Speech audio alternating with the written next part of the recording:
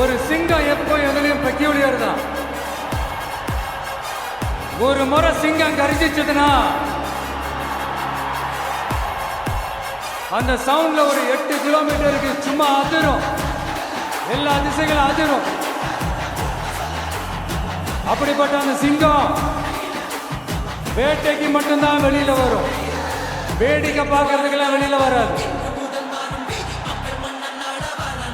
வேட்டையில கூட உயிரோடு இருக்கிற மிருகங்களை தான் வேட்டையாடும். அதுலயும் பெரும்பாலும் தன்னை விட பெரிய சைஸ் உள்ள மிருகங்களை தான் குறி வச்சு தாக்கும், ஜெயிக்கும். எவ்வளவு பசியில் இருந்தாலும் உயிர் இல்லாததை, கெட்டு போனதை தொட்டு கூட பார்க்காது. அப்படிப்பட்ட அந்த சிங்கம் அவ்வளவு ஈஸியா எதையும் தொடாது, தொட்டா விடாது.